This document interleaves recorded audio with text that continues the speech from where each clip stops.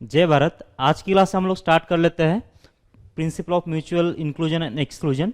और इसके बाद जो इससे रिलेटेड दो टॉपिक्स है, मतलब distribution of balls into box, n different balls है और एन डिफरेंट बॉक्सेस है। तो उसके अंदर वो जो बॉक्स बॉल है, बॉक्स के अंदर कैसे डिस्ट्रीब्यूट करना है, वो वाला भी इसी के ऊपर डिपेंड है। और एक बहुत ही ज़्यादा इंपॉर्टेंट जो कंसेप्ट आता है डी अरेंजमेंट बोल के, वो भी प्रिंसिपल ऑफ इंक्लूजन और एक्सक्लूजन इसके ऊपर ही डिपेंड है। तो क्या होता है ये हमने ऑलरेडी पढ़ लिया है, बस जस्ट रिवीजन कर लेते हैं इस चीज़ को।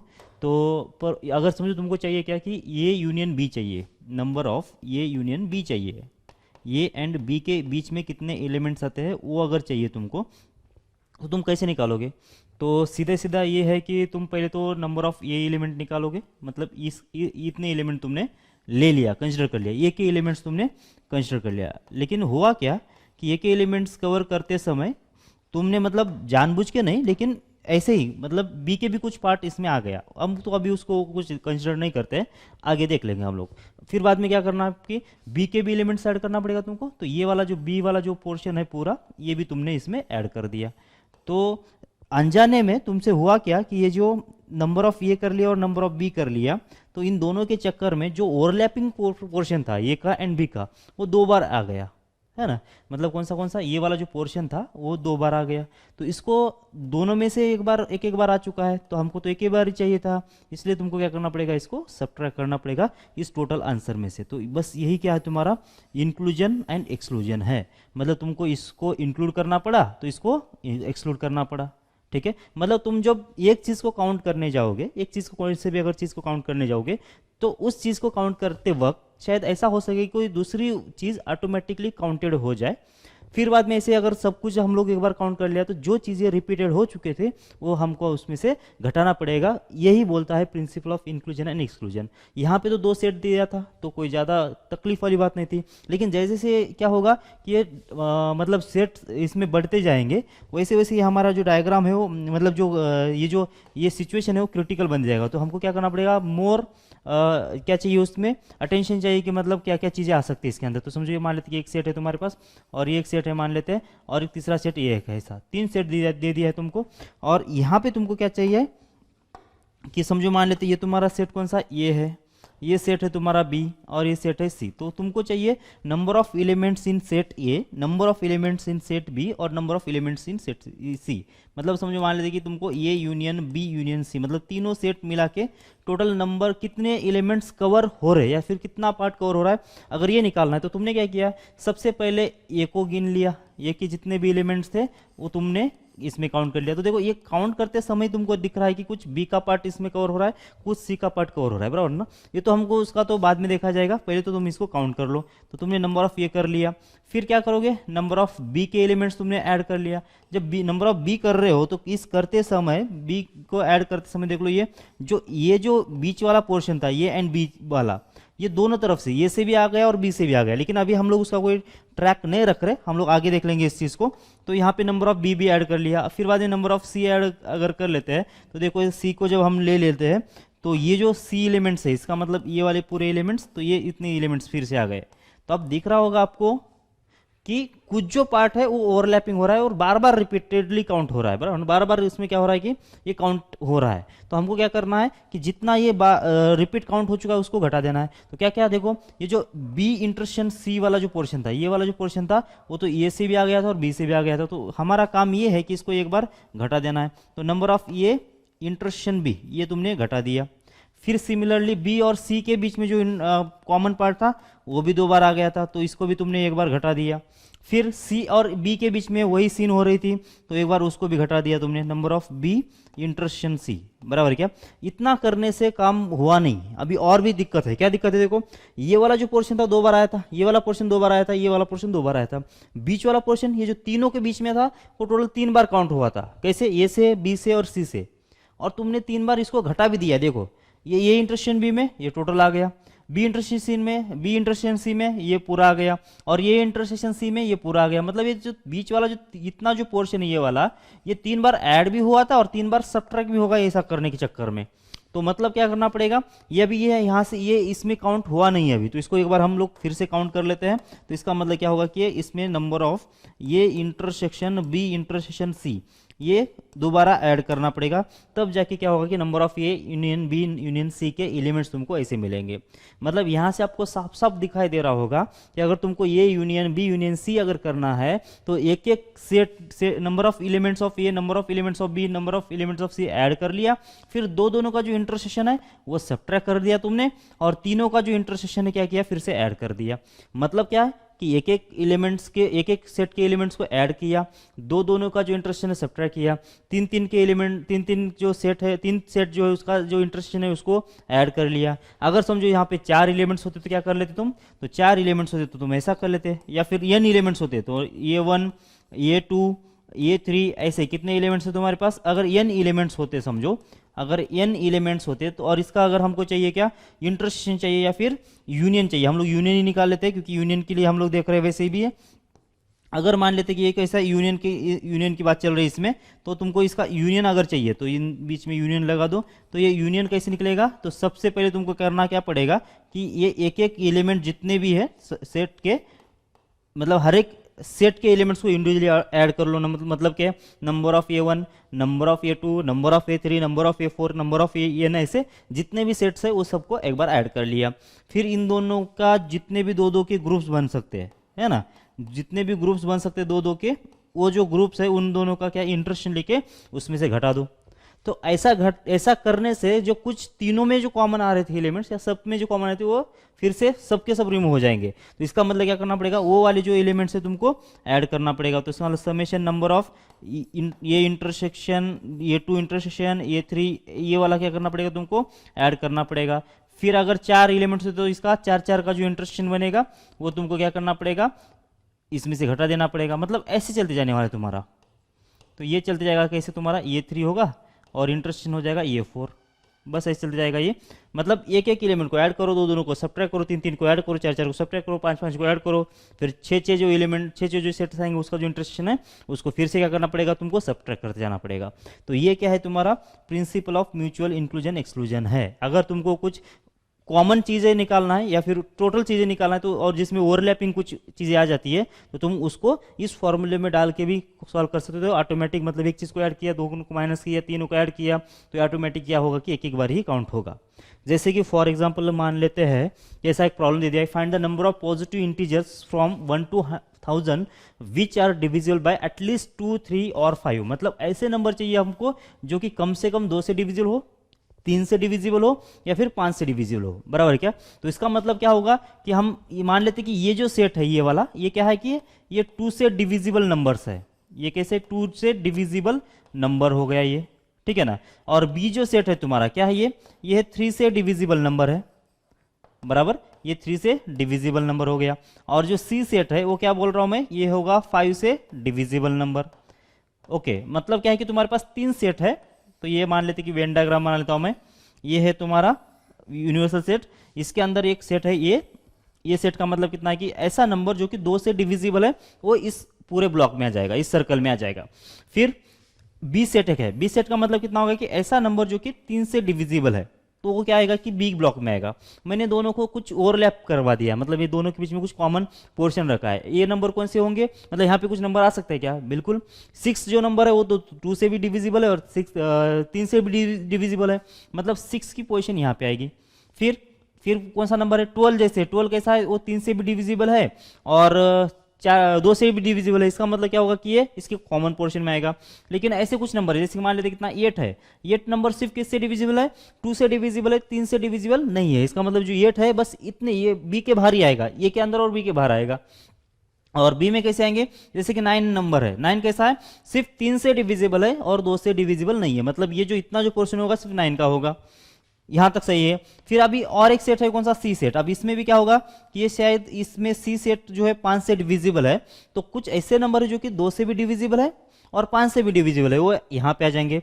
कुछ ऐसे नंबर है जो कि ए से, बी से और सी से, मतलब 2 से भी, 3 से भी और 5 से भी। जैसे कि मान लेते इतना 30 जो नंबर है, 30 नंबर कैसा है, ये तो 2 से भी डिविजिबल है, 3 से भी डिविजिबल है और 5 से डिविजिबल है। तो इसका मतलब ये तीनों के पोर्शन में आ जाएगा वो नंबर।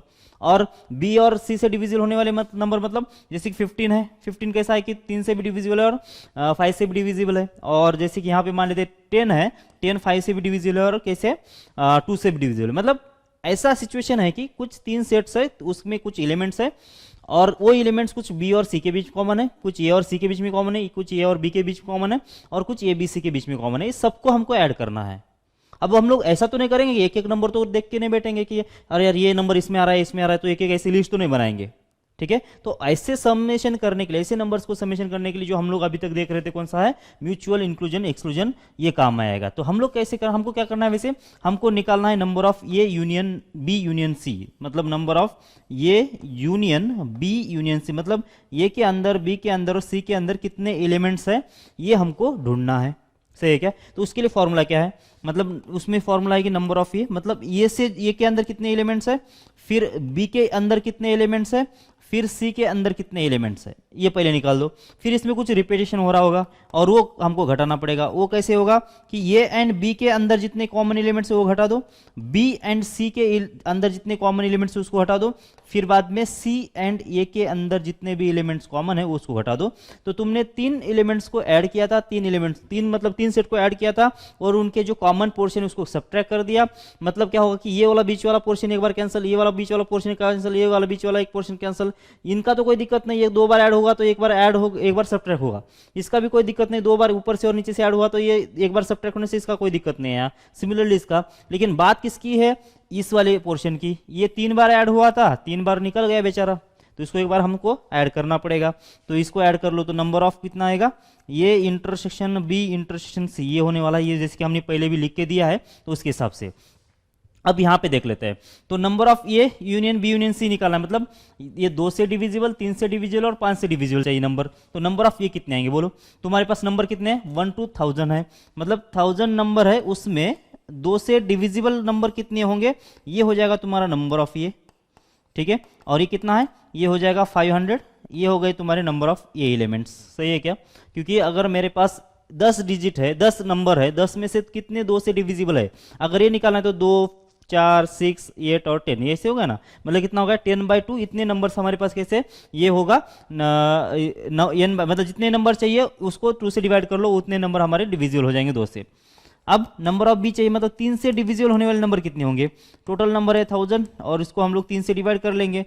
अब ये आंसर कितना आएगा, देखो ये होगा 3 और 3 3, तो 333 ऐसा आएगा, और पॉइंट के बाद आएगा। लेकिन हमको टोटल कंप्लीट कितने डिविजिबल नंबर चाहिए, तो इसका मतलब इसका क्या करना पड़ेगा, हमको बॉक्स लेना पड़ेगा। अगर ये परफेक्ट नंबर नहीं तो क्या ले लेंगे हम, उसका बॉक्स ले लेंगे। तो इतने नंबर्स हमारे क्या होंगे इसमें, बी से डिविजिबल, मतलब 3 से डिविजिबल हो जाएगा। अब नंबर ऑफ सी मतलब कितना, 5 से डिविजिबल कितने नंबर्स है, तो ये 1000 डिवाइड पे होगा 5, तो इसको डिवाइड कर लिया तो कितना आ जाएगा, ये हो जाएगा 200, बराबर ना।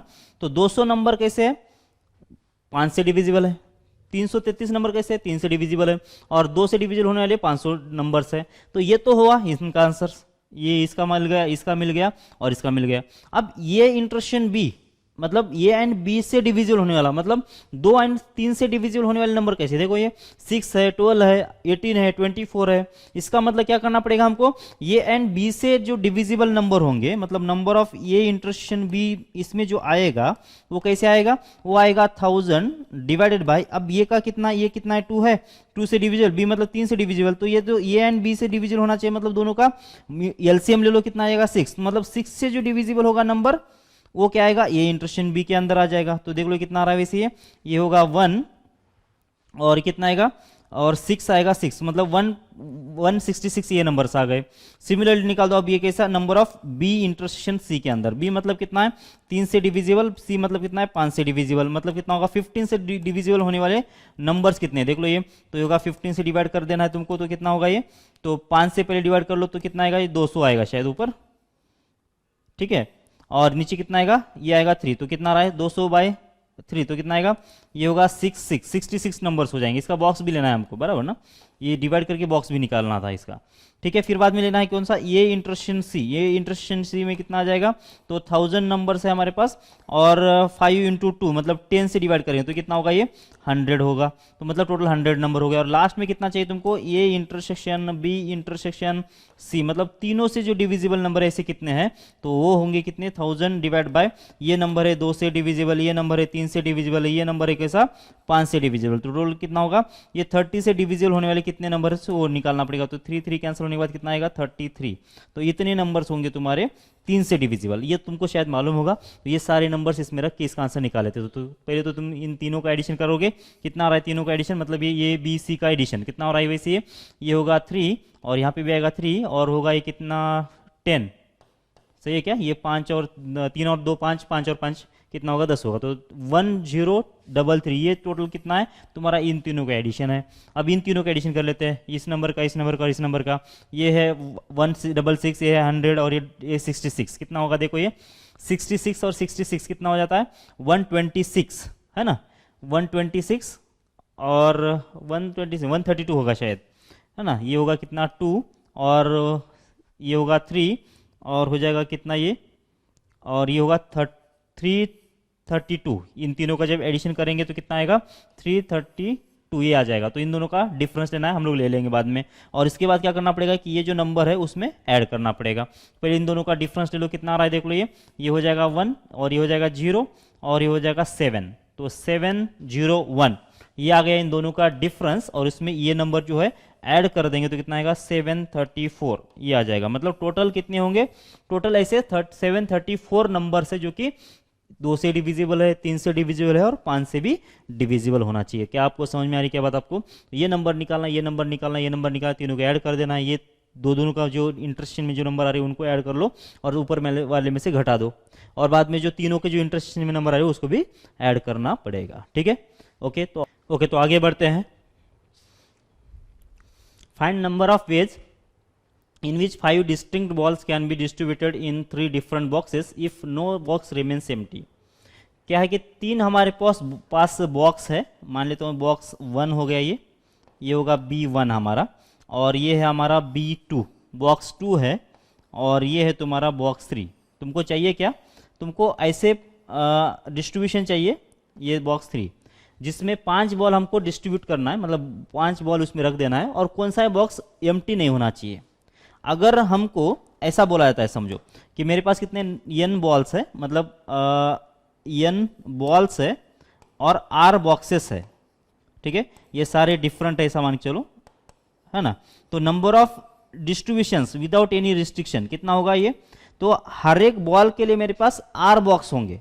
तो पहला बॉल ले लिया r बॉक्स है, दूसरा बॉल ले लिया r बॉक्स है, तीसरे बॉल ले लिया r बॉक्स, मतलब हर एक बॉल के लिए मेरे पास कितने r r r ऑप्शंस बनेंगे। इसका मतलब ये पहला बॉल उसके लिए भी r ऑप्शंस, दूसरा बॉल इसके लिए भी r ऑप्शंस, तीसरा बॉल उसके लिए भी r ऑप्शंस, बस ऐसे चल जाएगा। तो जब यहाँ पे nth बॉल आएगा उसके लिए भी r ऑप्शन होगा, तो इसका मतलब ये होना चाहिए कि r into r into r into ऐसे n बार करना है, तो ये r⁻n ये होगा तुम्हारा डिस्ट्रीब्यूशन। मतलब क्या होगा, ये नंबर ऑफ बॉक्स जो आएगा वो नीचे आना चाहिए, नंबर ऑफ बॉक्स ये कितना होगा वो नीचे होगा, और ऊपर कितना आएगा नंबर ऑफ बॉल्स आएंगे, नंबर ऑफ बॉल्स आएंगे। ठीक है, अब इस वाले में क्या होगा, अब ये जो डिस्ट्रीब्यूशन है number of box raised to number of balls, अब इसमें ऐसा कुछ भी नहीं है, मतलब ये कौन से बॉल किस बॉक्स में जा रहे हैं और कितने बॉल जा रहे हैं हमको कोई आइडिया नहीं है। हमने सारे के सारे बॉल जो है डिस्ट्रीब्यूट कर लिया, लेकिन हमको कोई आइडिया नहीं कि कौन से बॉक्स में कितने नंबर ऑफ बॉल्स है, ऐसा हमको कोई आइडिया नहीं है। लेकिन ये प्रॉब्लम क्या बोल रहा है कि हमको ये कंफर्म करना है कि कोई भी बॉक्स जो है एम्प्टी नहीं रहना चाहिए। ठीक है, तो हम लोग क्या करेंगे उसके लिए, हम उसके लिए कर देंगे ऐसा। देखो अब यहाँ पे कैसा है कि यहाँ पे ऑल डिस्ट्रीब्यूशंस आ गए। ऐसा हो सकता है कि सारे के सारे बॉल जो है मतलब बॉक्स 1 में चले जाए, या फिर कुछ बॉक्स बॉल 1 में चले जाए, कुछ बॉल जो है 2 में चले जाए। ऐसा मतलब ये सारा जो आंसर इसमें सारे आ गए, मतलब बॉक्स एम्प्टी भी है या फिर सारे के सारे डिस्ट्रीब्यूशंस भी है। ठीक है, तो हम यहाँ से ये सारे के सारे डिस्ट्रीब्यूशन हमने कर लिया बराबर क्या। लेकिन हमको अभी इस वाले प्रॉब्लम में क्या बोला गया था कि इसकी गारंटी ले लो कि कोई बॉक्स एम्प्टी नहीं होना चाहिए। तो ये कैसे करेंगे हम लोग, तो देखो ये विदाउट रिस्ट्रिक्शन हम लोग क्या करेंगे, पहले डिस्ट्रीब्यूशन करेंगे बराबर क्या, टोटल डिस्ट्रीब्यूशन कर लेंगे हम लोग, total distribution without any restriction बराबर ना, कोई रिस्ट्रिक्शन नहीं लगाएंगे, वो निकाल देंगे हम लोग, टोटल रिस्ट्रिक्शन निकालेंगे। अब उसमें से एक बॉक्स जो है ना, एक बॉक्स कितनी बार एम्प्टी है वो देख लेंगे, वो घटा देंगे बराबर क्या। एक बॉक्स कितनी बार है एम्प्टी वो घटा देंगे, फिर 2 बॉक्स कितनी बार एम्प्टी है वो देख लेंगे और इसको भी इसमें से घटा देंगे। ठीक है ना, 2 बॉक्स को भी एम्प्टी करके घटा देंगे। फिर 3 बॉक्स कितनी बार एम्प्टी है वो देख लेंगे और ये वाला भी क्या करेंगे, इसमें से घटा देंगे। तो बस अब इसके बाद तो 4 तो बॉक्स हो ही नहीं सकते। तो उसका मतलब मेरे पास कितने ऑप्शन बन गए अभी, ये 3 ऑप्शन बन गए। मतलब एक बॉक्स कब एम्प्टी है, 2 बॉक्स कितनी बार एम्प्टी है, 3 बॉक्स एम्प्टी कितनी बार है, वो निकालना पड़ेगा और टोटल डिस्ट्रीब्यूशन में से ये घटाना पड़ेगा। अच्छा एक बात समझ लो आप, क्या एक बॉक्स एम्प्टी करने वाला जो आपने इसमें से घटा दिया, तो उसके बाद ये 2 बॉक्स जो एम्प्टी करेंगे वो इसको घटाएंगे या फिर इसको ऐड करेंगे, इसको इसमें से माइनस करेंगे या फिर प्लस करेंगे, ये हमको डिसाइड करना है। बराबर क्या, वो डिसाइड कैसे करेंगे, अगर मान लेता हूं एक बॉक्स को एम्प्टी करते समय, एक बॉक्स को एम्प्टी करते समय ये केस कौन सी हो रही है, क्या इस वाले डिस्ट्रीब्यूशन में क्या एक ही बॉक्स एम्प्टी है या फिर एक से ज्यादा बॉक्स एम्प्टी है, ये देखना पड़ेगा। मतलब कोई ओवरलैपिंग तो केस नहीं हो रही है ना, कि हमने भले एक बॉक्स को एम्प्टी रख दिया तो क्या एग्जैक्टली एक बॉक्स एम्प्टी कर रहे या फिर सिर्फ एक बॉक्स को एम्प्टी करके बाकी सारा डिस्ट्रीब्यूशन कर रहे, ये हमको देखना पड़ेगा। अगर हम लोग सिर्फ एक बॉक्स को एम्प्टी रख दिया, बाकी जैसे वैसे हमने डिस्ट्रीब्यूट कर लिया, हमने कोई गारंटी नहीं लिया कि बाकी के बॉक्स एम्प्टी है नहीं है, तो इसका मतलब ये हुआ कि ओवरलैपिंग वाली केस हो गई, मतलब म्यूचुअल एक्सक्लूजन और इंक्लूजन वाला प्रॉब्लम हो गया। तो इसका मतलब अगर इसको मैंने ऐड कर लिया तो इसको प्लस कर, इसको अगर सब्ट्रैक्ट किया तो इसको ऐड करना पड़ेगा, और अगर इसको ऐड किया तो इसको सब्ट्रैक्ट करना पड़ेगा। ठीक है, और अगर तुम दूसरी केस कर रहे हो कैसे कि एग्जैक्ट मतलब एक की बॉक्स को तुम एम्प्टी कर रहे हो तो जाके इसको भी सब्ट्रैक्ट करना पड़ेगा, और एग्जैक्ट 2 बॉक्स को अगर एम्प्टी कर रहे हो तो उसको भी सब्ट्रैक्ट करना पड़ेगा, और एग्जैक्ट 3 बॉक्स को अगर एम्प्टी कर रहे हो तो इसको भी सब्ट्रैक्ट करना पड़ेगा। ठीक है, लेकिन वो करने के बजाय हम लोग क्या करेंगे कि एक बॉक्स को एम्प्टी करेंगे और 2 बॉक्स को एम्प्टी करके वो क्या करेंगे, इसको अगर सब्ट्रैक्ट करें तो उसको ऐड करेंगे, इसको अगर ऐड कर ले तो सब्ट्रैक्ट कर लेंगे, जो कि म्यूचुअल एक्सक्लूजन और इंक्लूजन वही तो बोलता है कि एक चीज को अगर ऐड करो तो दूसरी चीज को क्या करो, सब्ट्रैक्ट कर लो, और तीसरी चीज को फिर से ऐड करना स्टार्ट कर दो, ऐसे ना। तो बस ऐसे कर लेते हैं। तो देखो फिर अब इसमें क्या होगा, इसमें क्या होगा कि टोटल डिस्ट्रीब्यूशन कितने आ जाएंगे, टोटल डिस्ट्रीब्यूशन आ जाएंगे कितने बॉक्स है मेरे पास, 3 बॉक्स है, टोटल बॉल कितने 5 है, तो 3 का पावर 5 हो गया। ये टोटल डिस्ट्रीब्यूशन हो गए, इसमें कोई रिस्ट्रिक्शंस नहीं है, और कौन से बॉल कितने बॉल कौन से बॉक्स में गए, कौन सा बॉक्स एम्प्टी है, कौन सा बॉक्स एम्प्टी नहीं है, उसके बारे में अपने को कोई आइडिया है ही नहीं। बराबर क्या, हमने तो बस ऐसे ही डिस्ट्रीब्यूट कर लिया, चलो भाई किसी भी बॉक्स में चल जाओ, आपकी मर्जी है, ऐसा कर दिया। इसके बाद अब हमको करना क्या है कि एक बॉक्स को एम्प्टी रख देना है। तो तुम किस बॉक्स को एम्प्टी रखना चाहते हो, B1 को करना चाहते हो, B2 को करना चाहते हो, B3 को करना चाहते हो, तो 3 मेरे पास ऑप्शंस है, तो उसमें से कौन सा भी एक ऑप्शन चुनना पड़ेगा तुमको। तो 3C1 कर लिया, तो 3 बॉक्स में से एक बॉक्स सेलेक्ट करने के जो ऑप्शंस है ये 3C1 हो गया। ठीक है, तो ये एक बॉक्स इसको क्या करना है, तुमको एम्प्टी कर देना है। तो अगर इसको एम्प्टी करना है तो इसमें बॉल क्यों डालेंगे हम लोग, ठीक है, इसमें तो बॉल डालेंगे नहीं ना। मान लेते कि तुम्हारा B1 बॉक्स सेलेक्ट हो गया, तो इसमें अब कुछ भी नहीं जाएगा, ये अब एम्प्टी रहने वाला है। मतलब जो बाकी बॉल्स है, कितने 5 बॉल जो बच गए वो कहाँ पे जाने वाले हैं, एक तो B2 में जाएगा, फिर B3 में जाएगा। मतलब जो रिमेनिंग 2 बॉक्स है जो कि सेलेक्ट जो होने के बाद जो बच गए उसमें जाने वाला है। तो उसके डिस्ट्रीब्यूशन कितने हो गए, ये हो गया 2 का पावर 5। बराबर क्या, अब ये वाला जो ऑप्शन आया ना, ये ऑप्शन आया कैसे, देखो इसमें तो एक बॉक्स तो गारंटी है कि एम्प्टी है, बाकी ये जो 2 का पावर 5 जो डिस्ट्रीब्यूशन है, क्या ये दोनों में इक्वल, मतलब डिस्ट्रीब्यूशन जो चल रहा है कैसे चल रहा है, क्या इसमें से कोई बॉक्स दूसरा भी एम्प्टी है क्या, या फिर सारे के सारे फुल हो रहे क्या, वो देख लो। अब ये 2 का पावर 5 तो हम लोग रैंडमली डिस्ट्रीब्यूट कर रहे हैं, हम तो कोई गारंटी ले ही नहीं रहे कि मतलब कौन सा बॉक्स एम्प्टी है, कौन सा बॉक्स एम्प्टी नहीं है। ऐसा हो सकता है कि 5 के 5 बॉल इसमें चले गए और एम्प्टी रह गया। इसका मतलब इस वाले डिस्ट्रीब्यूशन में हमने भले करा था तो ये की एम्प्टी को, लेकिन जो 2 का पावर 5 करने के चक्कर में दूसरा भी एम्प्टी रह सकता है। मतलब 2 बॉक्स वाला केस जो है, एम्प्टी वाला केस जो है, इसमें ऑलरेडी हम लोग इंक्लूड कर रहे हैं, इसलिए हमको क्या करना पड़ेगा, इसमें से ये बाकी जो 2 बॉक्स को जो एम्प्टी करने वाला केस ऐड करना पड़ेगा, क्योंकि ये ओवरलैपिंग होगा, ये हमने ऑलरेडी बोल दिया है। जब हमने ये वाला ऐड कर लिया है तो, और ये वाला ऐड कर लिया और ये वाला ऐड कर लिया, तो ये बीच वाले जो पोर्शन होंगे ऑटोमेटिकली ऐड हो जाएंगे, तो उसको हम क्या करना पड़ेगा, सब्ट्रैक्ट करना पड़ेगा। सही है, समझ में आ रही बात आपको। तो यहां से कितना होगा, एक बॉक्स को एम्प्टी रखने का तरीका कितने हो गए, 3C1 और होगा 2 का पावर 5।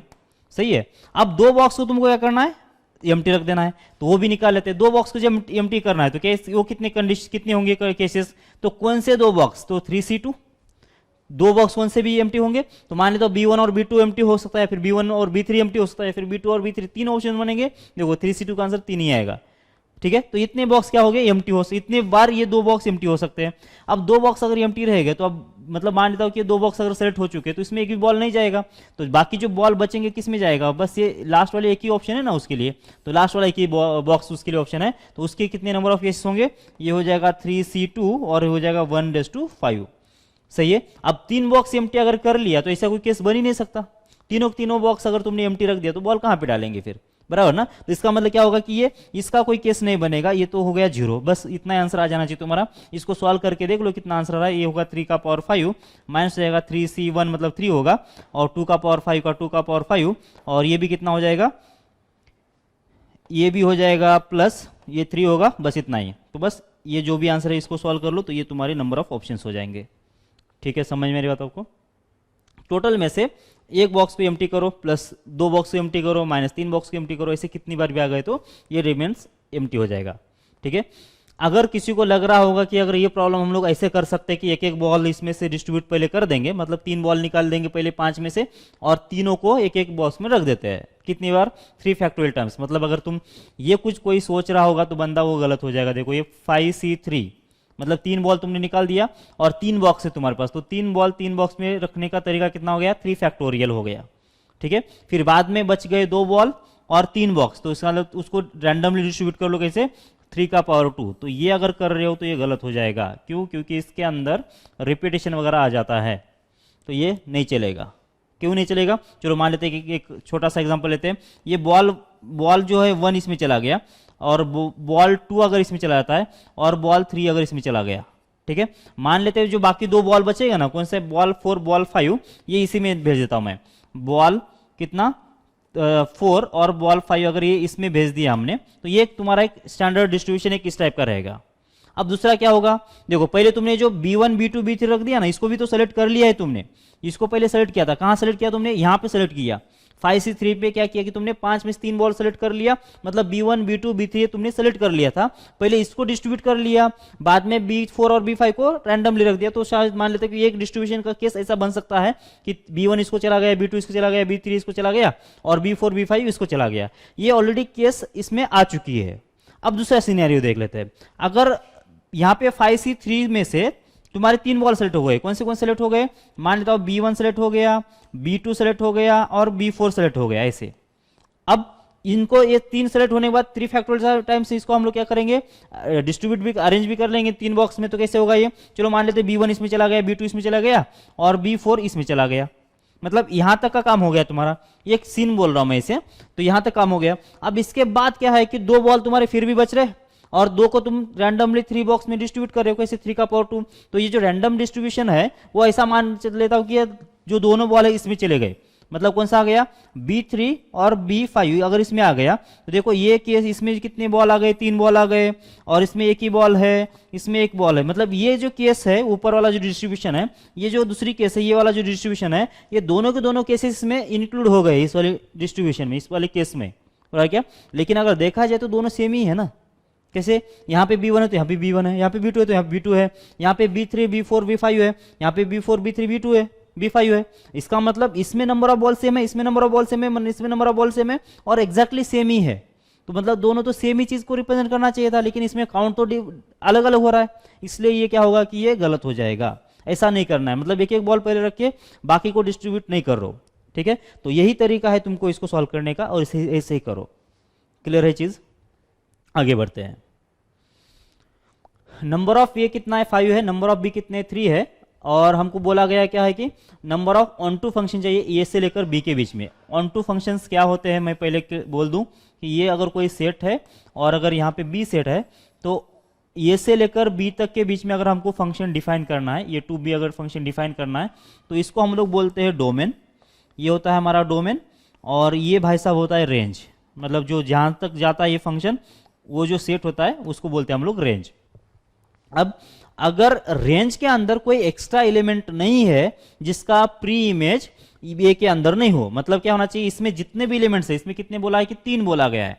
मान लेता हूँ ये सेट, ये नंबर है, एक बी नंबर है, और एक सी नंबर है, बराबर ना। यहाँ पे क्या है कि ये कैपिटल तो नहीं ले सकते, क्योंकि कैपिटल तो हमने सेट के नंबर ले लिया, तो ये स्मॉल ए ले लो, स्मॉल बी ले लेते हैं, और स्मॉल सी ले लेते हैं। और यहाँ पे मान लेता हूँ 1 2 3 4 और 5 ये है। ठीक है, तो अब देखो, अब ये जो प्रॉब्लम है कैसा है कि तुमको ऑन टू फंक्शन निकालना है। ऑन टू का मतलब क्या होता है कि बी के अंदर जितने भी एलिमेंट्स है, बी के अंदर जितने भी एलिमेंट्स है, उसकी कोई ना कोई प्री इमेज ये के अंदर होना चाहिए। मतलब ये के अंदर एक तो भी कम ऐसा एलिमेंट होना चाहिए कि जहां से हम लोग बी के एलिमेंट पे जा सकते, और बी के सारे एलिमेंट्स एंगेज होना चाहिए। ठीक है। जैसे मान ले तो अगर समझो सबकी इमेज है कोई ना कोई, मतलब इसकी इमेज आ गई, इसकी इमेज आ गई, ये आ गई, ऐसा आ गया और ऐसा आ गया और ऐसा आ गया, तो अब ये कैसा है कि परफेक्टली ऑन टू फंक्शन है, मतलब इसमें तीन भी एलिमेंट्स है और तीन की कोई ना कोई प्री इमेज ये के अंदर है। लेकिन अगर मान लेता हूं कि अगर कोई ऐसा फंक्शन बन गया, ऐसे इसको भी ज्वाइन कर लिया हमने, इसको ज्वाइन कर लिया ऐसे, तो अब देख लो यहाँ पे सी तो खाली रह गया, सी की तो कोई इमेज है ही नहीं इसके अंदर। इसका मतलब क्या हुआ, या फिर यहाँ पे कोई ऐसा एलिमेंट नहीं जो कि सी की तरफ जा रहा है, ये तो अकेला बेचारा अकेला पड़ गया ना, तो ऐसे अकेले किसी को रखना नहीं है हमको, सबकी कोई ना कोई जोड़ी होना चाहिए, बराबर क्या, मतलब इधर के ऐसा कोई ना कोई एलिमेंट होना चाहिए कि उसके उसको इस थ्रू हम लोग इसके हर एक एलिमेंट को हम लोग एक्सेस कर पाए। या फिर ऐसा बोल सकते कि इधर कोई भी एक एक्स्ट्रा एलिमेंट ऐसा नहीं होना चाहिए जो कि जिसकी प्री इमेज ए के अंदर नहीं हो, मतलब लिंक अवेलेबल होना ही चाहिए सबकी, ऐसा। अगर ऐसा होता है तो इसको ऑन टू फंक्शन बोलते हैं, ठीक है। ऑन टू को बोलते हैं सर्जेक्टिव भी बोला जाता है, अगर फंक्शन में अगर आ गया तो ये इसको सर्जेक्टिव फंक्शन बोला जाता है।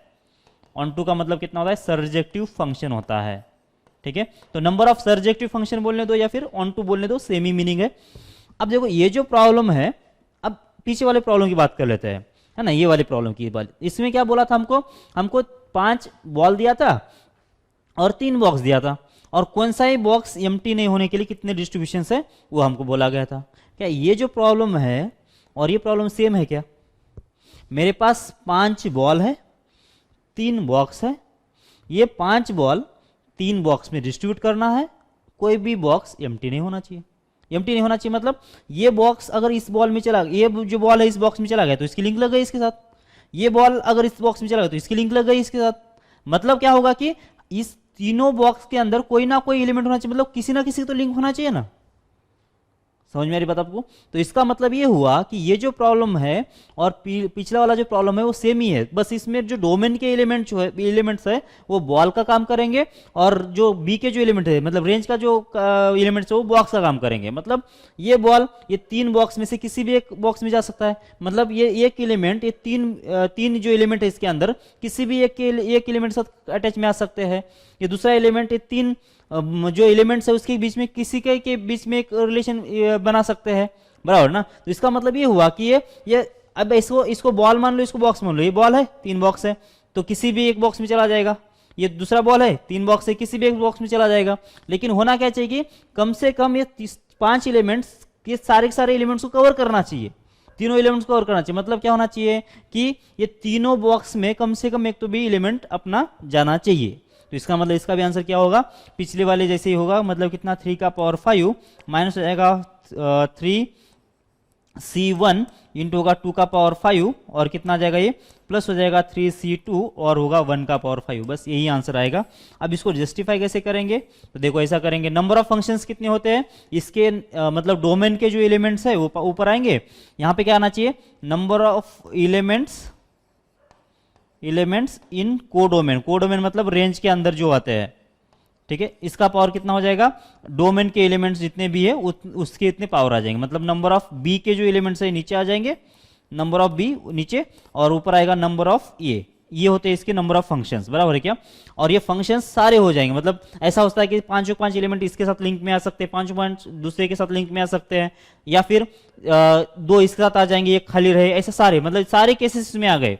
लेकिन हमको कौन से केसेस काउंट करना है, कि ऐसे केस काउंट करना है कि इसका हर एक मतलब इसमें हर एक एलिमेंट का कोई ना कोई प्री इमेज इसके अंदर होना चाहिए। तो उसका मतलब क्या होगा कि ये होगा ऐसा, मतलब इतने केसेस बनेंगे। शायद आपको समझ में आ रहा होगा तो मैं इसको ज़्यादा एक्सप्लेन नहीं करूंगा, ये पिछले वाले जैसी प्रॉब्लम ही बन गया।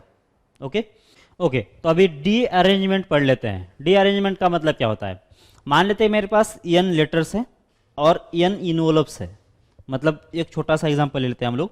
तो मेरे पास 3 लेटर है समझो, है ना। लेटर शायद तुम लोगों ने देखा होगा, पुराने ज़माने में ऐसा रहता था, है ना, यहाँ पे स्टिकर, यहाँ पे क्या टिकट रहता था, यहाँ पे एड्रेस, फिर ये पूरा ऐसा, है ना, ये ऐसा लेटर था। फिर इसका एक इन्वोलप में डालते थे, फिर ये पोस्ट से आता था, है ना, ऐसे। तो यहाँ पे भी एड्रेस रहता था इसके ऊपर। तो ऐसे एक मतलब एक लेटर है और एक इन्वोलप, ऐसे कितने हैं, n है हमारे पास, हम लोग एग्जाम्पल के लिए हम लोग 3 ले लेते हैं, ठीक है। तो ये है दूसरा लेटर और यहाँ पे कोई इसका एड्रेस होगा या फिर ये पूरा इसके अंदर कुछ भी लिखा गया होगा, और ये है इसका इन्वोलप, ठीक है। और यहाँ पे एक और लेटर है हमारे पास, ठीक है, यहाँ पे टिकट और ये कुछ इसका कंटेंट और ये है हमारा इसका इनवलप। तो क्या करेंगे हम लोग, इसके ऊपर कुछ लिखेंगे, इस इनवलप में रखेंगे और भेज देंगे सेम वे ऐसा। और इस ऐसा होगा कि देखो अभी इसमें मेरे पास कितना टोटल लेटर्स है, ये पहला लेटर हो गया, ये दूसरा लेटर हो गया और ये तीसरा लेटर हो गया। अब ये 3 लेटर जो है 3 जगह पे मुझे भेजना है, ठीक है। तो इसके करस्पॉन्डिंग जो इनवलप है वो तो ये है, इसके करस्पॉन्डिंग इनवलप जो है मतलब इसका इस लेटर का जो एड्रेस है वो इस इनवलप में लिखा हुआ है, इस लेटर का जो एड्रेस है वो इस इनवलप में लिखा हुआ है और इस लेटर का जो एड्रेस है वो इसमें लिखा हुआ है, ठीक है। अब अगर सिचुएशन क्या है कि तुमको अगर ये लेटर करेक्ट प्लेस पे भेजना है, करेक्ट जगह पे भेजना है, मतलब करेक्ट कंटेंट करेक्ट प्लेस पे जाना है, इसका मतलब इस लेटर को इसी इनवलप में रख के भेजना पड़ेगा। अगर तुमने ये लेटर अगर इस इनवलप में भेजोगे, ये लेटर अगर इस इनवलप में भेजोगे तो इसका मतलब ये जो डेटा है कोई दूसरी जगह पे चला जाएगा और कोई दूसरा रीड करेगा, ठीक है। तो ऐसा होगा ना, मतलब डीअरेंजमेंट मतलब क्या होता है, डीअरेंजमेंट मतलब क्या होता है कि ये जो लेटर है बस इसके करेक्ट पोजीशन पे नहीं जाना चाहिए, किसी दूसरे लेटर पे कौन से भी चला जाए, ठीक है। ये जो लेटर है उसके करेक्ट पोजीशन पे नहीं चला जाए, करेक्ट इनवलप में नहीं चला जाए, किसी और इनवलप में चला जाएगा।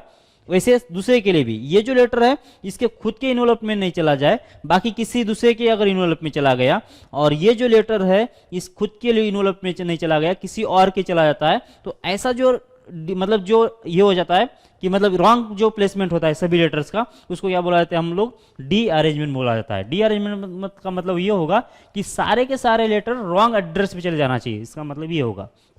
या फिर हमारी तरफ से अगर देखा जाए तो क्या होगा कि सारे लेटर जो है अपने अपने इनवलप छोड़ के दूसरे इनवलप में जाके बैठ जाएंगे, ठीक है। तो देख लो, पढ़ लेते हैं। There are n letters and n corresponding envelopes, the number of ways in which letters can be place in the envelope, 1 letter in each envelope. अच्छा, ऐसा नहीं कि मतलब 2-4 हमने एक ही इनवलप में रख के भेज दिया, ऐसा नहीं, ये एक लेटर एक ही इनवलप में जाएगा, ठीक है। और so that no letter is place in correct envelope, मतलब कौन सा भी लेटर, कोई भी लेटर अपने करेक्ट इनवलप में नहीं जाना चाहिए। अगर ऐसा हो जाता है तो इसको बोलते हैं हम लोग डी अरेंजमेंट, ठीक है। और अगर ये निकालना तो कैसे निकालोगे, अब ये निकालने के लिए मतलब ऐसा नहीं कि डायरेक्ट मैं इसके लिए मेरे पास कितने ऑप्शन है, ये इसका खुद का छोड़ के बाकी 2 ऑप्शन से ऐसा नहीं सोच सकता हूं मैं। चलो सोच के भी देख लेते हैं। तो ऐसा सोचने से क्या होगा कि पहले लेटर के लिए कितने ऑप्शंस बोल रहे हो तुम लोग, अगर समझ मान लेते कि ये लेटर के लिए अगर ये ऑप्शन है तो ये 2 ऑप्शंस है, तो पहले लेटर के लिए तुम अगर 2 ऑप्शन सपोज कर रहे हो, ठीक है। तो अब दूसरा लेटर, ये पहला लेटर है, ये दूसरा लेटर के लिए कितने ऑप्शंस बनेंगे फिर, अब वो डिपेंड करेगा। अब डिपेंड करेगा यहाँ पे जो 2 लेटर तुमने यहाँ पे 2 जो ऑप्शन ले लिया था पहले लेटर के लिए, उस 2 ऑप्शन में से कौन सा ऑप्शन तुमने चुन लिया है। जैसे मान लेते तुमने अगर ये ऑप्शन चुन लिया, मतलब तुमने ये लेटर अगर इसमें रख दिया, तो सेकंड लेटर के लिए मेरे पास अभी ये क्या कौन से रास्ते हैं, एक तो ये रास्ता है या फिर ये रास्ता है, मतलब इसके पास भी 2 रास्ते हैं, बराबर है क्या, 2 रास्ते हैं। लेकिन अगर मान लेता हूं यहां पे ऊपर वाले केस में ये लेटर तुमने ये इनवलप नहीं चुन लिया था और ये चुन लिया तुमने ये वाला लेटर, ठीक है। मतलब ये लेटर अगर इसमें चला गया तो अब इस लेटर के लिए कितने ऑप्शन, इस लेटर के लिए कितने ऑप्शन बचे, ये तो इसमें जा ही नहीं सकता, बचा ये तो इसमें तो ऑलरेडी ऑक्यूपाइड है ये, तो इसका मतलब क्या आएगा, इसके लिए बस एक ही ऑप्शन बचेगा, ये वाला एक ही बचेगा। इसका मतलब क्या होगा कि दूसरे वाले लेटर के लिए अभी तुम्हारे पास 2 भी ऑप्शन है और एक भी ऑप्शन है, ये तो डिपेंड करेगा कि ये दूसरा लेटर कहां पे गया था, सही है ना। तो इसका मतलब ये इतना इजी नहीं कि काउंट करना, अभी ऐसे तो नहीं काउंट कर सकते कम से कम, बराबर ना। और अगर समझो यहाँ पे तो 3 लेटर है, अगर 10 लेटर होंगे तो और भी मुश्किल होने वाला है। तो सिचुएशन समझ में आ रही है आप लोगों को, मेरे पास n लेटर्स है, n करस्पॉन्डिंग इनवलप्स है, हर एक लेटर अपने अपने अगर करेक्ट प्लेस पे चला गया तो हो गया उसका अरेंजमेंट। लेकिन डी अरेंजमेंट का मतलब क्या होगा कि हर एक एलिमेंट अपनी पोजीशन छोड़ के, अपना इनवलप छोड़ के किसी दूसरे में चला गया, तो इसको क्या बोलेंगे हम लोग, डी अरेंजमेंट बोलेंगे, ठीक है। तो वो कितने होंगे, अगर मेरे पास 3 लेटर है तो कितने होंगे, 10 लेटर है तो कितने होंगे, n लेटर्स और n इनवलप्स होंगे तो कितने होंगे, वो हमको ढूंढना है, ठीक है। वो ढूंढने के लिए कैसे करेंगे, देखो पहले तो हम लोग ये बात कर लेते हैं। चलो ये सब कुछ छोड़ देते हैं, ये वाला पार्ट। अगर मेरे पास 3 लेटर है, ये समझने की कोशिश करो, ये 3 लेटर्स है और उसके करस्पॉन्डिंग 3 इनवलप्स है, ठीक है। तो अगर 3 इनवलप्स है और 3 लेटर्स है, तो इसमें 3 लेटर को 3 इनवलप्स में रखने के कितने टोटल तरीके हैं, 3 लेटर्स को 3 इनवलप्स में रखने के कितने तरीके। एक लेटर तो एक ही इनवलप में जाएगा, मतलब क्या होगा, 1 to 1 का रिलेशन हो गया, 1-1 का रिलेशन हो गया। पहला लेटर मेरे पास टोटल 3 ऑप्शंस है, 3 इनवलप्स है, तो 3 में से कहीं पे एक जाएगा, है ना। ये पहला लेटर एक तो इसमें जा सकता है, या फिर इसमें जा सकता है, फिर इसमें जा सकता है, तीनों में से कहीं से एक जाएगा ना। तो इसका मतलब इसके लिए मेरे पास तीन ऑप्शंस हो गए। मान लेता तो ये लेटर किस में चला गया, इस वाले में चला गया। तो अब दूसरे लेटर के लिए ये तो इसमें जा ही नहीं सकता, इन दोनों में से कहीं पे भी एक जगह पे जाएगा। मतलब दूसरे लेटर के लिए कितने ऑप्शंस बच गए तुम्हारे पास, दो ऑप्शंस बच गए। मान लेता ये दूसरा लेटर इसमें चला गया। अब इसके लिए तीसरे लिए कौन सा ऑप्शन बच गया, ये तो ऑलरेडी इसमें लेटर एक है, इसमें भी ऑलरेडी एक लेटर है, तो अब इसके लिए एक ही ऑप्शन बचा ना, कितना, 1। इसका मतलब मेरे पास अगर 3 लेटर होते और 3 इनवॉल्व्स होते तो नंबर ऑफ वेज इसको डिस्ट्रीब्यूट करने का कितना होगा, या फिर रखने का कितना होगा, 3 फैक्टोरियल हो गया। इसका मतलब अगर मेरे पास n लेटर्स है और अगर उसके करस्पॉन्डिंग n इनवॉल्व्स होंगे तो नंबर ऑफ वेज इनको रखने का, n लेटर को n इनवॉल्व्स में रखने का जो नंबर ऑफ वेज है कितने होंगे, n फैक्टोरियल वेज से हम लोग क्या कर सकता हूं, इसको रख सकता हूं। ये मैं अभी इसमें कोई काउंट नहीं कर रहा हूं कि कौन सा करेक्ट ऑर्डर है कौन सा नहीं है, क्या ये करेक्ट प्लेस पे जा रही है या नहीं जा रही है, ये मुझे कोई लेना देना नहीं है, बस मैं रखना चाहता हूं और ये इसे इतनी बार मैं रख सकता हूं। ठीक है, इसमें से करेक्ट वे कितने हैं बोलो, सारे जो लेटर्स है, सारे लेटर्स अपने अपने इन्वॉल्व्स में जाने के कितने वेज है, बोल दो कितने आएंगे। क्या बोल रहा समझ में आ रहा है, हर एक लेटर अपने अपने खुद के इन्वॉल्व में जाए, मतलब करेक्ट इन्वॉल्व में जाए, मतलब ये इसमें जाए, ये इसमें जाए और ये इसमें जाए। ऐसे कितनी बार हो सकता है, सिर्फ एक ही बार हो सकता है। कैसे, इसके लिए बस एक ही ऑप्शन है, दूसरा कोई ऑप्शन है ही नहीं। इसके लिए बस एक ही ऑप्शन है, दूसरा कोई ऑप्शन है ही नहीं। इसके लिए भी एक ही ऑप्शन है, दूसरा कोई ऑप्शन है ही नहीं। मतलब n लेटर्स होंगे तो हर एक के लिए अपना अपना एक ही तरीका है कि आपके खुद के ही किस में जाओ, इन्वॉल्व में जाओ, बाकी दूसरे के इसमें मतलब इंटरफेयर नहीं करो। ठीक है, तो करेक्ट वे जो है n लेटर्स भी अगर हजारों भी लेटर्स होते हैं और उसके करस्पॉन्डिंग हजारों अगर इन्वॉल्व्स है तो उसको करेक्ट प्लेस पे रखने का या फिर करेक्ट एड्रेस पे रखने का या फिर करेक्ट मतलब अरेंजमेंट करने का जो तरीका है वो एक ही रहेगा, भले कितने भी लेटर्स तुम्हारे पास हो, क्योंकि हर एक का एक ही इन्वॉल्व है और उसी में जाना है उनको। ठीक है, तो ये तो होगा करेक्ट वेज। अब अगर ये इसको होते अरेंजमेंट, ये मतलब करेक्ट अरेंजमेंट हो गया। अब डी अरेंजमेंट कितने होंगे देखो इसमें। ठीक है, तो डी अरेंजमेंट की अगर बात कर लेता हूं मैं, तो इसका मतलब कोई भी लेटर करेक्ट प्लेस पे नहीं जाना चाहिए। तो इसके कैसे ये कैसे निकालूंगा, देखो पहले तो मैं टोटल निकाल दूंगा, टोटल वेज निकालूंगा। टोटल वेज मतलब n लेटर को n इनवॉल्व्स में रखने के कितने वेज है वो निकाल दिया। उसमें से मुझे क्या करना है कि ये रॉन्ग प्लेस पे कितने जा रहे, मतलब सारे सर रॉन्ग होना चाहिए ना, तो मैंने क्या किया, टोटल वेज किया। अब टोटल वेज में क्या होगा, मेरे पास अगर 3 लेटर है तो 3 फैक्टोरियल वेज हम लोग इसको रख सकते हैं। अब 3 फैक्टोरियल में कैसा है कि देखो कभी कभी ऐसा हो सकता है कि इसके लिए मेरे पास 3 ऑप्शन थे, 1, 2 और 3। अब मुझे चुनना था कि इसको कहां पे जाना है, इसमें जाना है, इसमें जाना है, इसमें जाना है, इसलिए तो हमने यहाँ पे 3 लिखा था। अगर मान लेता कि ये लेटर इसमें चला गया तो ये तो रॉन्ग प्लेस हो गया, अगर ये लेटर यहाँ पे चला गया तो भी रॉन्ग हो गया। ये लेटर जब यहाँ पे चला जाएगा तो ये तो ऑप्शन में है ना, ये इसके लिए ये तो ऑप्शन में है। मतलब ये जो 3 जो ऑप्शन है, 3 फैक्टोरियल जो आ रहा है उसमें कैसा है कि ये लेटर करेक्ट प्लेस पे भी जा सकता है या फिर रॉन्ग प्लेस पे भी जा सकता है। मतलब जो टोटल वेज आ रही है इसमें कैसे है कि ये इस टोटल वेज में कभी कभी एक लेटर करेक्ट प्लेस पे भी गया होगा, 2 लेटर भी करेक्ट प्लेस पे चले गए होंगे, 3 भी चले होंगे, 4 भी चले गए होंगे, या फिर सारे अलग अलग जगह पे भी चले गए होंगे। सारे जो केस है इसके अंदर आ गए। जब तुमने ये जो n फैक्टोरियल कर लिया या फिर 3 फैक्टोरियल कर लिया तो सारे के सारे केस, मतलब जिसमें एक लेटर जो है करेक्ट प्लेस पे चला गया, 2 लेटर करेक्ट प्लेस पे चले गए, या फिर सारे करेक्ट पे चले गए और सारे अलग अलग पे चले गए, वो सारे जो है केस में आ गए। हमको कौन से चाहिए, हमको चाहिए सारे के सारे अगर अलग अलग पोजीशन पे अगर चले गए, ये अगर चाहिए तो हमको देखना पड़ेगा एक लेटर करेक्ट प्लेस पे कितनी बार गया वो हटाना पड़ेगा हमको। उसमें से एक लेटर करेक्ट प्लेस पे कितनी बार गया वो हटाना पड़ेगा। फिर 2 लेटर करेक्ट प्लेस पे कितनी बार गए वो हटाना पड़ेगा। 2 लेटर करेक्ट प्लेस पे कितनी बार गए वो भी हटाना पड़ेगा, क्योंकि हमको सारे अलग अलग जगह पे चाहिए, तो ये वाले नहीं चाहिए हमको, बराबर ना। फिर 3 लेटर कितनी बार करेक्ट प्लेस पे चले गए ये भी हटा देना पड़ेगा। तो 3 लेटर जो है करेक्ट प्लेस पे कितनी बार आ गए ये भी हटाना पड़ेगा। अब बात आती है इसमें म्यूचुअल इंक्लूजन एक्सक्लूजन लगाना है नहीं लगाना है। ठीक है, अब देख लेते, पहले तो टोटल नंबर ऑफ पेज निकाल देता हूं मैं। टोटल नंबर ऑफ पेज कितने होंगे, मेरे पास n लेटर्स थे और n इनवॉल्व्स थे, तो n letter n envelopes n factorial इतना टोटल मेरा अरेंजमेंट होगा। इसके बाद देख लो, एक लेटर अगर करेक्ट प्लेस पे जाना है, एक लेटर को मुझे करेक्ट प्लेस पे जाना है, तो हम किसी का लाड तो नहीं कर सकते, है ना। किसी को मतलब ये मुझे अच्छा लग रहा है तो इसको लग दो, ऐसा तो नहीं ना। तो मुझे क्या करना पड़ेगा, जितने भी लेटर्स है उसमें से मुझे एक को सिलेक्ट करना पड़ेगा, जिसको हमको क्या करना है कि करेक्ट प्लेस पे रखना है। अगर मेरे पास n लेटर थे तो n में से मुझे एक सेलेक्ट करना पड़ेगा, बराबर ना, कोई लाड प्यार नहीं है, हमको सबको इक्वल चांस दे देंगे, जो सेलेक्ट होना चाहते हैं वो हो जाए। तो n प्लेस n लेटर में से हमने एक लेटर सेलेक्ट किया, क्या करना है, इसको रखना है करेक्ट प्लेस पे। तो करेक्ट प्लेस पे रखने का तरीका कितना है, एक, क्योंकि इसका अगर मान लेता हूं कि ये लेटर 5 सेलेक्ट हो गया, तो लेटर 5 सिर्फ इन्वॉल्व 5 में ही जा सकता है, बाकी दूसरा कोई रास्ता है ही नहीं इसके पास। मतलब n में से, मतलब टोटल मेरे पास n लेटर थे, उसमें से एक लेटर हमने रैंडमली सेलेक्ट किया जिसको हमको करेक्ट प्लेस पे रखना है। बाकी जो लेटर बच गए, कितने बच गए, n-1 लेटर बच गए। अब इनको तो मुझे कोई लेना देना नहीं, कहीं से अरेंज कर देना है, और n-1 लेटर्स बच गए और n-1 इन्वॉल्व्स बच गए। तो इसका मतलब ये हो जाएगा, इतना जो है, इतने जो तरीके हैं, इसके अंदर एक लेटर जो है वो करेक्ट प्लेस पे चला गया, ये हम बोल सकते हैं, बराबर क्या। ओके, अब क्या बात है, आप है दो लेटर को करेक्ट प्लेस पे रखने की बात है। तो दो लेटर को करेक्ट प्लेस पे रखने के लिए क्या करना पड़ेगा, हमको कोई से भी दो लेटर हमको सेलेक्ट करना पड़ेगा पहले, जिनको हमको करेक्ट प्लेस पे रखना है। तो कोई लाड प्यार नहीं है इनके बीच में, तो कोई भी दो लेटर, मेरे पास n लेटर थे टोटल, इनमें से कौन से भी दो लेटर हमने सेलेक्ट कर लिया। क्यों, क्योंकि इनको मुझे करेक्ट प्लेस पे रखना है। तो वो करेक्ट प्लेस पे रखने का तरीका कितना है, एक ही, क्योंकि अगर मान लेता हूं ये दो लेटर अगर सेलेक्ट होते हैं तो इसके लिए तो एक ही ऑप्शन है, इसके लिए भी एक ही ऑप्शन है, तो दूसरा कोई ऑप्शन है ही नहीं, मतलब ये एक ही बार हो सकता है ऐसा। अब बचे कितने, n-2 लेटर्स बच गए, और कितने इन्वॉल्व्स बच गए, इतने ही इन्वॉल्व्स बन गए, हर एक लेटर हर एक एक इन्वॉल्व में जाएगा। तो इसके कितने तरीके हो गए, n-2 फैक्टोरियल। तो ये होगा दो दो लेटर को करेक्ट प्लेस पे रखने के टोटल तरीके।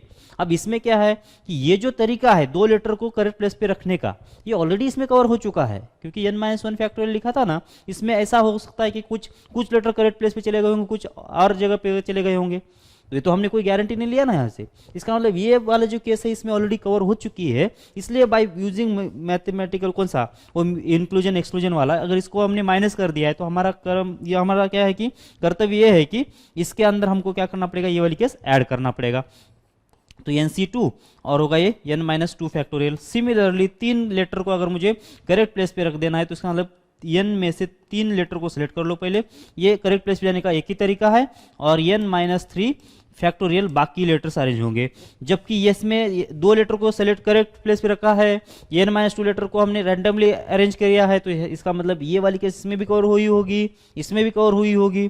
अगर मैं इसको ऐड करके सबट्रैक्ट किया था, इसको ऐड किया था, इसको एक्सक्लूजन इंक्लूजन के हिसाब से माइनस करना पड़ेगा, मतलब एक को माइनस करो एक को प्लस कर दो, ऐसे चलते जाएगा ये। फिर लास्ट में n के n लेटर्स क्या होंगे, अगर एक करेक्ट, अच्छा इसमें साइन क्या आएगा, देखो प्लस आएगा माइनस आएगा, अगर यहाँ पे 1 है तो माइनस आ रहा है, 2 है तो प्लस आ रहा है, 3 है तो माइनस आ रहा है, इसका मतलब -1 का पावर n होगा, क्योंकि n अगर और होगा तो -n बाहर आएगा, -1 बाहर आएगा। फिर n लेटर में से n लेटर को हमने क्या किया, सेलेक्ट किया, जो कि करेक्ट प्लेस पे जाएंगे, तो बाकी कुछ बचा ही नहीं, तो जीरो फैक्टोरियल हो जाएगा, क्योंकि मतलब जीरो लेटर जो है वो अरेंज करना है। n लेटर में से n लेटर सेलेक्ट किया और वो सब के सब करेक्ट प्लेस पे चले गए, वो भी हमको इसमें से घटाना पड़ेगा। और ये जो साइन है ये n के ऊपर डिपेंड करेगा, प्लस और आएगा या माइनस आएगा। बस फिर अब इसका जो भी है आंसर निकाल लो, ये है हमारे टोटल डी अरेंजमेंट। तो सॉल्व कर ले, तो ये n फैक्टोरियल होगा, इस NCR को खोल दो तो n फैक्टोरियल डिवाइड बाय होगा n-1 फैक्टोरियल इंटू हो जाएगा 1 फैक्टोरियल। ठीक है, 1 फैक्टोरियल लिखने की जरूरत नहीं थी वैसे, तो यहाँ पे भी आएगा n-1 फैक्टोरियल। सिमिलरली यहाँ पे होगा n फैक्टोरियल डिवाइड बाय होगा n-2 फैक्टोरियल, और ये होगा 2 फैक्टोरियल। बस आप पैटर्न देख लेना क्या क्या कैंसिल हो सकता है, क्या कुछ अगर कैंसिल होगा तो उसको हम लोग कैंसिल कर देंगे। तो n फैक्टोरियल हो जाएगा, n-3 फैक्टोरियल होगा, और होगा ये 3 फैक्टोरियल, और ये होगा n-3 फैक्टोरियल। शायद ये दिख रहा है कि ये शायद ये नीचे वाली टर्म और एक ऊपर वाली टर्म कैंसिल होने वाली है, तो इसको भी कैंसिल कर लेंगे, लेकिन थोड़ा सा रुको, एक मैं लिख लेता हूँ पहले।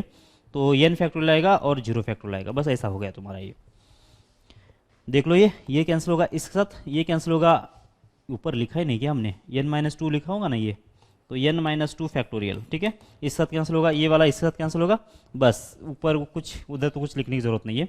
तो अब ये कैंसिल होने के बाद बचा क्या, देखो सबके अंदर n फैक्टोरियल तो है, इधर था तो यहाँ पे बाहर निकाल दिया तो 1 बचा, यहाँ से भी n फैक्टोरियल बाहर निकालने से क्या बचा, 1/1 फैक्टोरियल बचा, और यहाँ पे n फैक्टोरियल निकलने के बाद ऊपर तो 1 ही बचा, नीचे कितना आएगा 2 फैक्टोरियल, और यहाँ से n फैक्टोरियल निकलने के बाद ऊपर सिर्फ 1 बच गया, नीचे कितना बचेगा 3 फैक्टोरियल, ऐसे चल जाएगा। फिर इसके बाद ऐसे आने वाला है, देखो ऊपर वाले से तो n फैक्टोरियल निकाल दिया बाहर हमने, तो यहाँ पे क्या बचा -1 का पावर n, और डिवाइडेड बाय होगा n फैक्टोरियल। तो ये है तुम्हारे number of total D arrangements.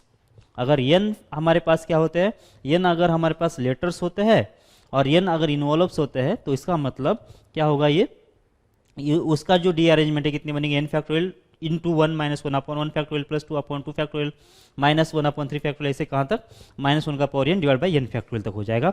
For example अगर तुम ऐसा ले रहे हो कि तुम्हारे पास 5 इन्वॉल्व थे, है ना, और 5 लेटर थे, और टोटल अगर तुमको क्या चाहिए थे, डी अरेंजमेंट चाहिए थे, तो वो कैसे निकलेगा, देखो टोटल डी अरेंजमेंट, बस इतना लिख देता हूँ मैं, ये टोटल डी अरेंजमेंट कितना होगा, ये हो जाएगा 5 फैक्टोरियल इंटू ये होगा 1 माइनस 1 फैक्टोरियल प्लस इधर कितना आएगा 1/2 फैक्टोरियल माइनस होगा 1/3 फैक्टोरियल प्लस होगा 1/4 फैक्टोरियल माइनस हो जाएगा 1/5 फैक्टोरियल।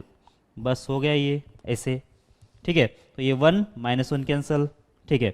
इधर कितना आ जाएगा, ये होगा 5 फैक्टोरियल इंटू, देखो कितना हो रहा है, ये हो जाएगा 1/2 और ये हो जाएगा 1/6, ये हो जाएगा 1/24 और ये होगा 1/120। अब इसको सॉल्व कर लो, सॉल्व कैसे करेंगे, ये 5 फैक्टोरियल से मल्टीप्लाई कर लो, ये कितना होगा वैसे 120 होगा, 120/2 कितना हो जाएगा 60 और हो जाए कितना, ये होगा शायद दूनी मतलब शायद दूनी 12 से 20, फिर ये कितना हो जाएगा, देखो ये तो हो जाएगा शायद ये 1, ये कितना होना चाहिए लास्ट में तो आ जाएगा 1/24, तो ये 2 हो जाएगा यहाँ पे और 10/2 मतलब 5 होगा, ये ऐसे देख लो कितना आ रहा है, ये हो जाएगा 40, 45 प्लस -1 तो 44, टोटल 44 वेज हम लोग क्या कर सकते हैं कि ये 5 लेटर को रॉन्गली प्लेस कर सकते हैं, बराबर क्या। तो बस ऐसे करना है आपको, क्लियर है क्या, 5 है तो 5 तक जाएगा ये, अगर 10 है तो 10 तक चला जाएगा, ठीक है।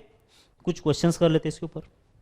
देखो अभी ये इसका फायदा कैसे होता है, कहाँ पे हो सकता है, there are 4 balls of different colours and 4 boxes of colours same as those of the ball. मतलब क्या है कि मेरे पास 4 बॉक्स है, मान लेता हूँ एक है ब्लू वाला और एक है ब्लैक वाला, है ना, फिर एक है रेड वाला, है ना, और एक बॉल एक कौन सा है, कौन सा भी ले लेते हैं, ये वाला ले लेते हैं, ठीक है। तो ऐसे मेरे पास कितने 4 जो है बॉक्स है, बराबर ना, 4 बॉक्स है और उसी कलर की कैसे है कि बॉल है, मतलब इसी कलर का एक बॉल है, तो मान लेता हूँ ये एक बॉल हो गया तुम्हारा, फिर रेड कलर का एक बॉल है तुम्हारे पास इसी कलर का ना, इसके बाद है ब्लैक कलर का एक बॉल है, ठीक है, और इसके बाद कैसे ब्लू कलर का एक बॉल है। मतलब ऐसे तुम्हारे पास 4 बॉल है और 4 बॉक्स है।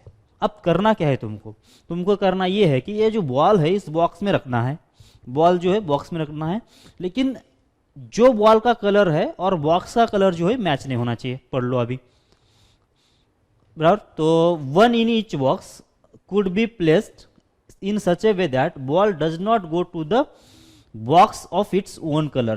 जो कलर है बॉल का वो बॉक्स का कलर नहीं होना चाहिए।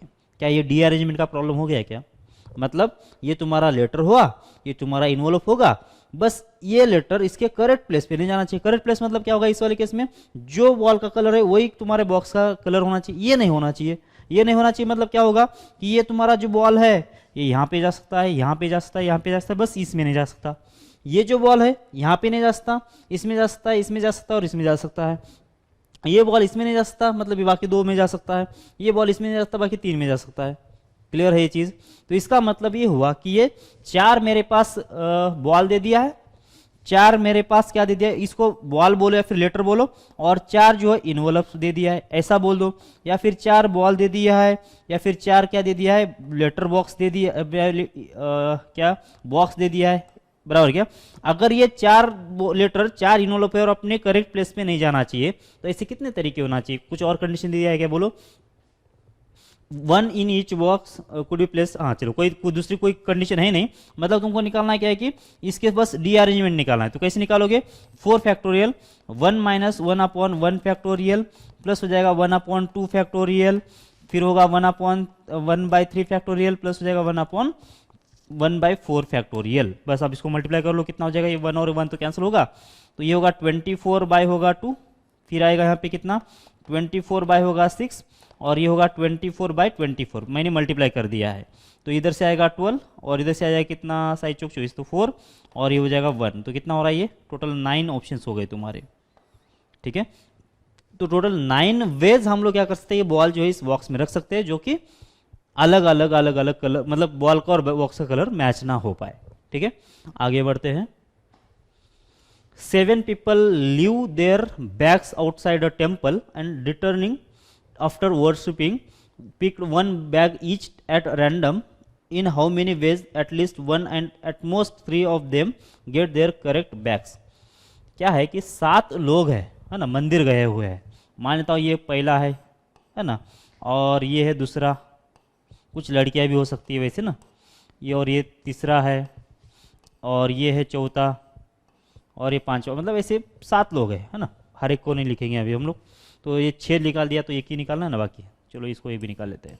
तो ये 7 लोग हैं, ठीक है। और इसमें क्या है कि उनके पास बैग्स भी है अपने अपने, ठीक है। तो मान लेता हूँ कि ये इसकी बैग है, ये इसकी बैग है, ये इसकी बैग है, ठीक है, ये इसकी बैग है, ये इसकी बैग है, ऐसे, ठीक है। तो ये बैग्स है। तो ये लोग क्या कर रहे हैं कि मंदिर जाते वक्त अपनी बैग जो है वो बाहर रख दे रहे, शायद वो वहाँ पे कोई ये होगा उसमें रख दे रहे, ठीक है। फिर दर्शन ले रहे भगवान का, फिर वापस आ रहे। अब क्या करना है, वापस आने के बाद अपनी अपनी बैग तो ये ले लेंगे ना, मतलब बैग तो ले लेंगे ना, बैग लेके आए तो बैग तो लेके जाएंगे ही, ठीक है। लेकिन क्या बोला गया कि in how many ways at least 1 and at most 3 of them get their correct bags, मतलब कम से कम, मतलब वो ऐसे रैंडमली, मतलब अंधेरे में जैसे हम लोग बैग निकाल रहे हैं वैसे निकाल रहे हैं शायद। तो हमको ऐसे चांसेस ढूंढना है कि कम से कम एक को और ज्यादा से ज्यादा 3 लोगों को अपने अपने बैग मिलना चाहिए, बाकी सारे को अलग अलग मिलना चाहिए। बात क्लियर है। तो इसका मतलब क्या है, डी अरेंजमेंट का प्रॉब्लम हो रहा है क्या? देखो ये जो है, जो ये लोग है वो तो लेटर का काम कर रहे हैं, ये जो बैग है वो इन्वॉल्व का काम कर रहे हैं। अब इस लेटर का यही बैग है, इस लेटर का ये बैग तो नहीं है, इस लेटर का यही इन्वॉल्व है, इस लेटर का ये तो इन्वॉल्व नहीं है। सेम वे अब ये कोई लड़का है, उसका करेक्ट बैग यही है, मतलब इसको इसी में जाना है, इसको यही लेना है बैग। लेकिन अगर इसने ये ले लिया, ये ले लिया, ये सारे ले लिया, तो क्या होगा, इसका रॉन्ग प्लेसमेंट होगा, ठीक है। तो इसका मतलब ये डी अरेंजमेंट का ही प्रॉब्लम है, ठीक है। अगर ये बोलता, समझो ये प्रॉब्लम बोलता कि सबको अलग अलग बैग मिलना चाहिए, किसी को भी अपनी अपनी खुद की बैग नहीं मिलना चाहिए, तो वो केसेस कितने होते हैं? देखो वो केस होते हैं 7 factorial into 1 minus 1/1 factorial plus 1/2 factorial minus कितना 1/3 फैक्टोरियल, ऐसे फिर प्लस 1/4 फैक्टोरियल, फिर माइनस 1/5 फैक्टोरियल, प्लस हो जाएगा 1/7 फैक्टोरियल 6 फैक्टोरियल माइनस 1/7 फैक्टोरियल। बस ये सॉल्व कर लो तुम। इतने बार इनको, ये जो लोग हैं उनको मतलब गलत बैग पकड़ सकते हैं, मतलब किसी को भी करेक्ट बैग नहीं मिल सकती इतनी बार, ठीक है। इसको सॉल्व कर लो, इतनी बार ये अलग अलग बैग ले सकते हैं, मतलब किसी को भी अपनी अपनी खुद की बैग नहीं मिल सकती इतनी बार। लेकिन ये इसको नहीं चाहिए, इसको क्या चाहिए कि कम से कम एक को तो भी करेक्ट बैग मिलना ही चाहिए, कम से कम एक को करेक्ट बैग मिलना चाहिए और ज्यादा से ज्यादा 3 लोगों को मिलना चाहिए। तो हम लोग ऐसे प्रॉब्लम कैसे करेंगे? तो सबसे पहले हम लोग क्या करेंगे, एटलीस्ट 1 बोला गया ना, तो इसका मतलब एक को करेक्ट बैग मिल गई, ये ढूंढ लेंगे हम लोग। सिर्फ एक को करेक्ट बैग मिल गई, ये ढूंढ लेंगे चीजें, ठीक है। फिर इसके बाद 2 लोगों को करेक्ट बैग मिल गई, है ना, 2 लोग या फिर 2 करेक्ट बैग मिल गई, ये निकाल देंगे, ठीक है। इसके बाद 3 लोगों को करेक्ट बैग मिल गई, ये ढूंढ लेंगे, ओके, करेक्ट बैग मिल गई, ऐसा ये निकाल देंगे, ओके। अब देख लेते हैं अब ये कैसे निकालेंगे। बस इसके बाद जाने की जरूरत नहीं है, क्योंकि उसने बोला था कि कम से कम एक लोग को क्या मिलना चाहिए कि करेक्ट बैग मिलना चाहिए, ज्यादा से ज्यादा 3 लोगों को मिल सकते हैं, 3 से ज्यादा नहीं और 1 से कम नहीं। तो 1 से लेकर 3 तक के ये 3 केसेस बन रहे थे, तो तीनों को ऐड कर लिया। अब किसी एक को करेक्ट बैग मिलने के कितने तरीके हैं? तो 7 लोग हैं टोटल, 7 में हमको कोई प्यारा नहीं है वैसे, 7 लोग हमारे लिए सब के सब अजनबी है। तो तुमको इसको सेलेक्ट करना पड़ेगा किसको तुमको करेक्ट बैग मिले, ये तुमने यहाँ पे सेलेक्ट किया 7C1 से तुमने क्या किया कि ये तुमने एक इंसान को सेलेक्ट किया जिसका क्या है कि उसको करेक्ट बैग मिलना चाहिए और वो एक ही बार मिल सकता है, ऐसा, ठीक है। मान लेता हूं अगर तुमको ये लड़का मिल चुका है तो इसका करेक्ट बैग मिलने का तरीका कितना है? एक ही ना, एक ही तो इसके पास ऑप्शन है, इसको ये बैग मिल गई तभी जाके इसको करेक्ट मिलेगा, अदरवाइज मिलेगा ही नहीं, ठीक है। तो होगा 7C1 इंटू 1। अब इंटू अगर मैं यहाँ पे कितना करूं, इसको तो करेक्ट बैग मिल गया। अब अगर मैं यहाँ पे टोटल 7 लोग थे, अगर बाकी बच गए कितने 6 लोग, तो 6 फैक्टोरियल अगर लिख दूं अगर 6 फैक्टोरियल लिख दूं तो ये गलत हो जाएगा। कैसे गलत हो जाएगा कि 6 फैक्टोरियल तो क्या होगा कि रैंडमली अभी भी क्या हो रहा है कि अभी भी और डिस्ट्रीब्यूट हो रहा है। ऐसा हो सकता है कि 6 लोग 6 फैक्टोरियल, तो इसको कभी ये भी मिल सकता है, कभी ये भी मिल सकता है, कभी ये भी मिल सकता है, इसको कभी ये भी मिल सकता है, कभी ये भी मिल सकता है। मतलब इसमें अभी और भी चांस है कि इसको एक आपका करेक्ट बैग मिले, और ये हम लोग नहीं चाहते हैं। क्या? क्योंकि हमको यहाँ पे सिर्फ एक ही बैग को करेक्ट पोजीशन पे जाना है, करेक्ट इंसान के पास जाना है, ऐसा बोला है। तो यहाँ पे बाकी सारे बैग जो है अलग अलग जगह पे जाना चाहिए। मतलब इसमें अब डी अरेंजमेंट लगाना पड़ेगा। किसका? बाकी 6 लोगों का डी अरेंजमेंट लगाना पड़ेगा। क्लियर है क्या चीज? अगर तुम यहाँ पे 6 फैक्टोरियल ले लोगे तो 6 फैक्टोरियल का मतलब क्या हो गया कि 6 पोजीशंस है, 6 बैग्स है, और 6 लोग है। ये रैंडमली एक बैग उठा रहे। तो ऐसा हो सकता है कि और भी किसी को अपने अपने करेक्ट बैग मिले, लेकिन हम लोग ऐसा नहीं चाहते इस वाले केस में। इस वाले केस में तो हमको एक को ही करेक्ट बैग मिलना चाहिए, सब बोला था। और ये ऑलरेडी हमने बाहर निकाल दिया है, ये ऑलरेडी हमने करेक्ट प्लेस तो लग दिया यहाँ पे। अगर ये करेक्ट प्लेसमेंट अगर यहाँ पे हो चुका है तो अभी बाकी में अलग अलग ही होना चाहिए, रॉन्ग प्लेसमेंट होना चाहिए। मतलब बाकी जो 6 लोग हैं उनका क्या होना चाहिए, उनको अलग अलग बैग मिलना चाहिए अपनी खुद की बैग के अलावा। इसका मतलब उनका डी अरेंजमेंट लगाना पड़ेगा।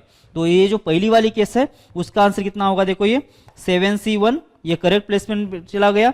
अभी जो 6 लोग है 6 फैक्टोरियल इंटू 1 माइनस हो जाएगा 1/1 फैक्टोरियल, 1 कितना 2 फैक्टोरियल, 1/3 फैक्टोरियल, और ये होगा कितना 1/4 फैक्टोरियल, माइनस हो जाएगा 1/5 फैक्टोरियल, और प्लस हो जाएगा 1/6 फैक्टोरियल। तो ये हो गया तुम्हारा, ये हो गया। इतने केसेस में तुमको क्या मिल जाएगा कि एक ही बच्चे को या फिर एक ही जो इंसान है उसको क्या मिलेगा कि करेक्ट बैग मिलेगा, बाकी सारे को रॉन्ग बैग्स मिलने वाले हैं। तो बस ये केस इसने बोला था, ये नहीं चलेगा, 6 फैक्टोरियल नहीं चलेगा, क्योंकि यहाँ पे और भी लोगों को करेक्ट बैग मिल सकती है, क्योंकि तो रैंडमली प्लेसमेंट कर रहे हैं। यहाँ पे कोई गारंटी नहीं ले रहे हम लोग की रॉन्ग किसको मिल रहा है, करेक्ट किसको मिल रहा है। ये तो हम लोग रैंडमली डिस्ट्रीब्यूट कर रहे हैं या फिर रैंडमली सेलेक्ट कर रहे हैं, तो ये नहीं चलेगा। ठीक है, तो ये आंसर इसका ये हो जाएगा।